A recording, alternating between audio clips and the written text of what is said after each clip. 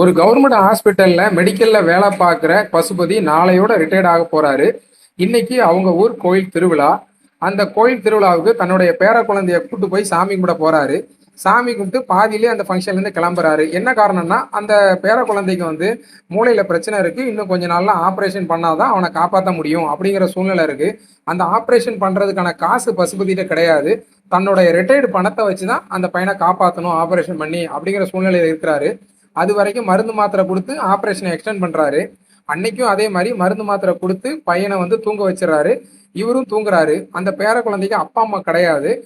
தாத்தாவும் பாட்டியும் தான் அந்த பையனை பார்த்துக்கிறாங்க.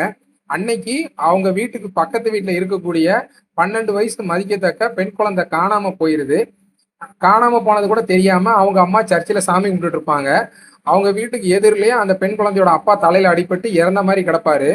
இதெல்லாம் தெரிஞ்சு போலீஸ் இன்வெஸ்டிகேஷன் ஆரம்பிப்பாங்க. இறந்தவருக்கான காரணம் என்ன, பெண் குழந்தைய கடத்தினது யாரு, பசுபதி தன்னுடைய பேர குழந்தைக்கான ஆபரேஷனுக்கான ரூபா ரெடி பண்ணாரா, ஆபரேஷன் நடந்துச்சா, பையனை காப்பாத்தினாரா இல்லையா, இதெல்லாம் சேர்ந்ததுதான் குற்றம் புரிந்தவன் வெப் சீரிஸோட மொத்த கதை. ரொம்ப நாளைக்கு அப்புறம் தமிழ்ல ஒரு சூப்பரான வெப் சீரிஸ் வந்திருக்கு. இது கேட்கறதுக்கு ஒரு நார்மலான கதை மாதிரி தான் தோணும்.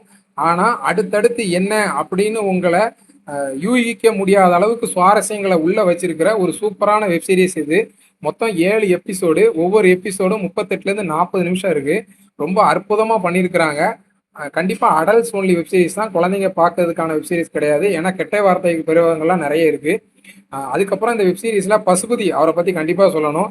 அவருடைய நடிப்புக்கு இந்த வெப் சீரிஸ் இன்னொரு மைல்கல்னு நான் நினைக்கிறேன். ரொம்ப அற்புதமா பண்ணியிருந்தாரு. அதுக்கப்புறம் விதார்த், தமிழ் சினிமால ஒரு அண்டர் ரேட்டட் ஆக்டர் அவரு.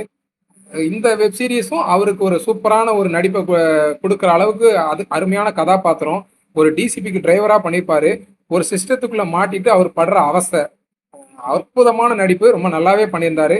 அதுக்கப்புறம் பசுபதி வீட்டில் உள்ள நாய்க்குட்டியா இருக்கட்டும், பசுபதி அவருடைய பேர குழந்தையா நடிச்ச அந்த பையன், பசுபதி அவருடைய வீட்டம்மாவை நடிச்சிருந்தவங்க, அதுக்கப்புறம் இன்ஸ்பெக்டரா நடிச்சவர், டிசிபியா நடிச்சவர், வித்தார்த்து, இவங்க எல்லாமே நடிப்பை சூப்பரா பண்ணியிருந்தாங்க. இந்த மொத்த வெப் சீரிஸ்லுமே பிஜிஎம் சூப்பரா சப்போர்ட் பண்ணியிருந்தது. அடுத்தடுத்த கட்டத்துக்கு கொண்டு போனதுல பிஜிஎம்மோட சப்போர்ட் கண்டிப்பா இருக்கு. ரொம்ப நல்லாவே இருந்துச்சு. அதுக்கப்புறம் மொத்த வெப் சீரிஸும் பார்த்து முடிக்கும் போது டேரக்டர் சூப்பரா பண்ணியிருக்காரு அப்படிங்கிற மாதிரி எனக்கு பர்சனலா தோணுச்சு. ஏன்னா ஒரு சரியான ரைட்டிங்கு, சாலிடான ரைட்டிங்கு, அந்த ரைட்டிங்கான நடிகர் நடிகர் தேர்வு, அதுக்கப்புறம் திரைக்கதை, சுவாரஸ்யமான திரைக்கதை, எல்லாமே சேர்ந்தது தான் குற்றம் புரிந்தவன் வெப் சீரிஸோட மொத்த டேகு. என்னை பொறுத்த வரைக்கும் கண்டிப்பா பாருங்க, மஸ்ட் வாட்ச். கண்டிப்பா மிஸ் பண்ணாதீங்க. பார்த்து முடிச்சுட்டு வெப் சீரிஸ் எப்படி இருந்துச்சுங்கிறத கமெண்ட் செக்ஷன்ல கமெண்ட் பண்ணுங்க. வீடியோவை கவனிச்ச அத்தனை நல் உள்ளங்களுக்கும் நன்றி.